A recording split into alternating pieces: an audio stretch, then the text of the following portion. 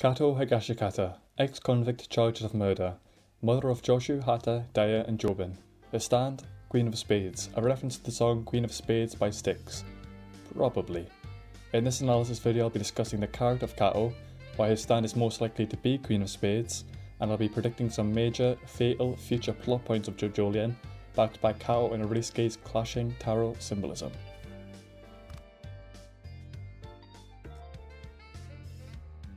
From Kaato's introduction, we immediately see she is a person with many sides, seemingly changing her personality at will, from being cold and solemn to motherly and caring the next with her family, like her son Jobin does when he's with other people.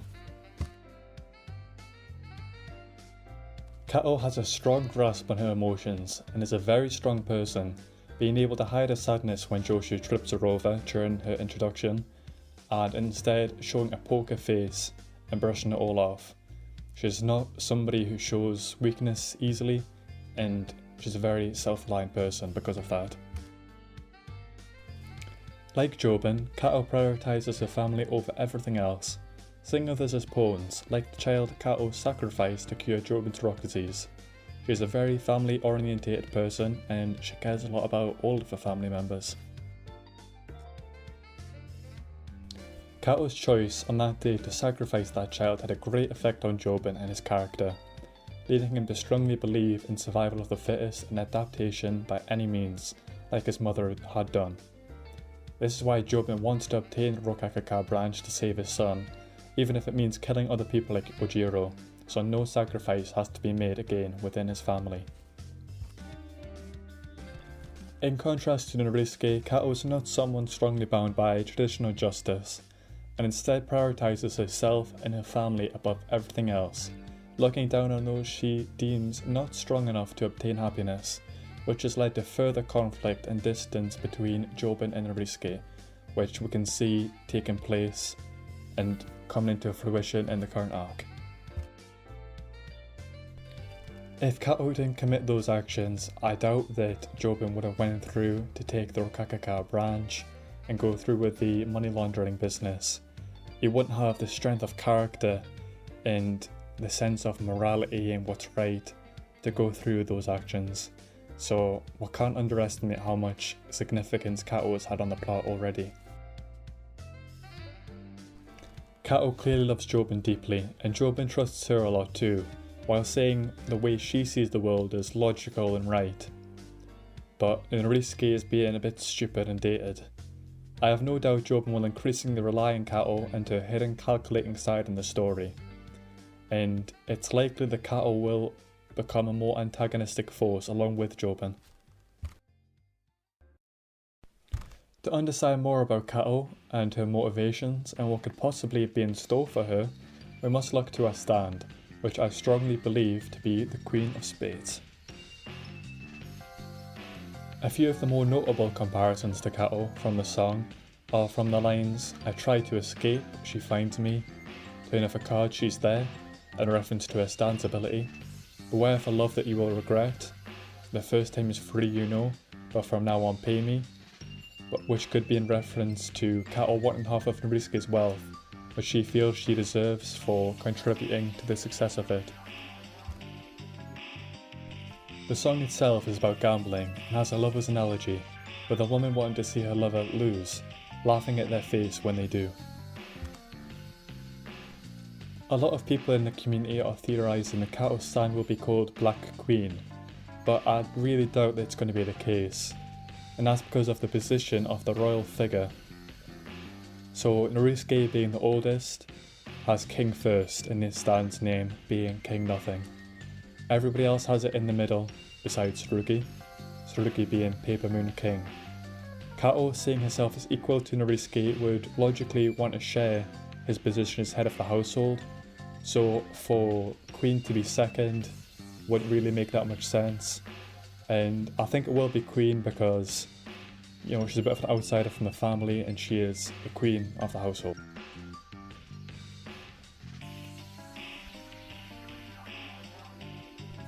This is the part that I find the most interesting. Let's discuss the meaning of Queen of Spades for Kaato and how the card clearly foreshadows key events for her and Narisuke yet to happen in the plot. The Queen of Spades is a card with a lot of meaning in cardology and tarot readings.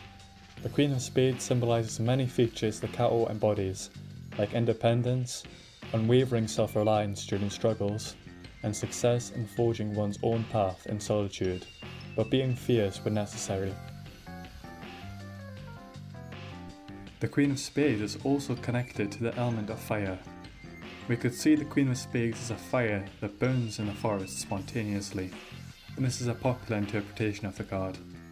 It is a cruel and devastating force, but one that is sometimes necessary to burn negative things away.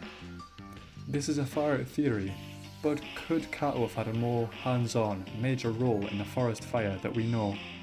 We knew that she was aware of Josuke plotting, and we didn't see her around the time, so I wouldn't be surprised.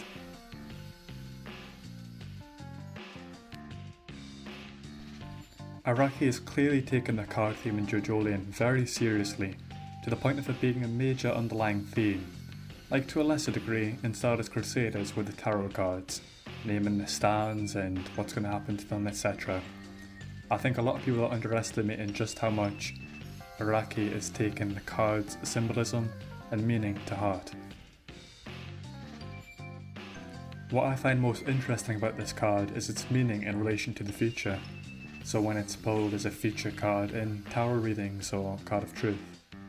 The feature of this card literally states is successfully receiving a material reward from the world, which of course applies to Kaato right now as she wants half of Norisuke's wealth and a share in the fruit parlour. So I definitely think that she's going to be successful in taking this from Norisuke in the plot.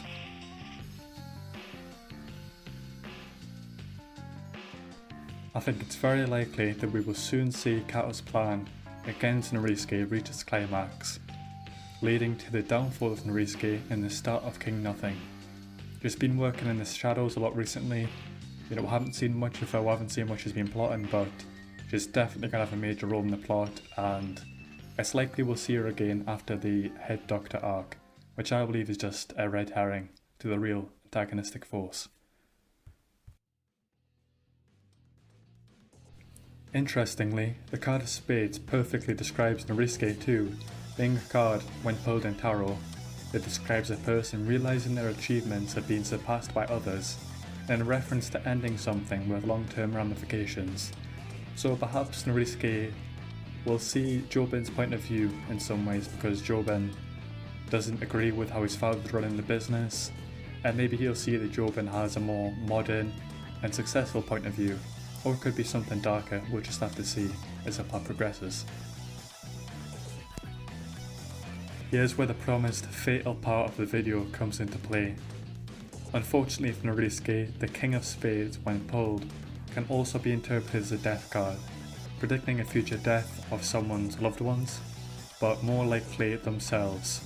So most people agree that Norisuke is going to die at some point because it would, it would split the family apart and it would have a lot of ramifications, but this is just adding more evidence to the fact that it is pretty likely to happen within JoJolion.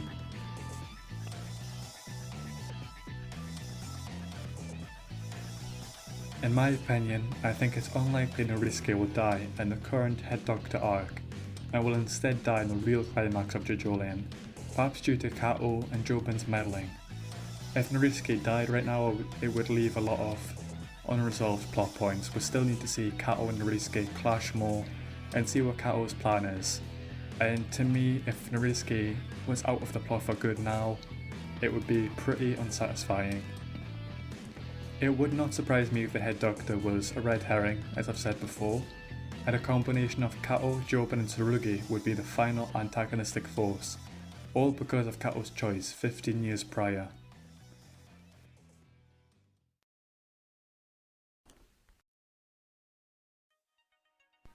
So there's my thoughts on Kaato Higashikata and what I believe his role in the story of JoJolion is going to be. I hope you've gained a great appreciation of her character, like I have after researching this, because she's a very underrated character, has a lot of struggles, but she's somebody that has greatly shaped the story of JoJolion and characters like Jobin and his worldview, and Norisuke and his sense of justice, because I don't believe he would have such a strong sense of morality if not for Kaato prodding him and pushing him and making him introspect.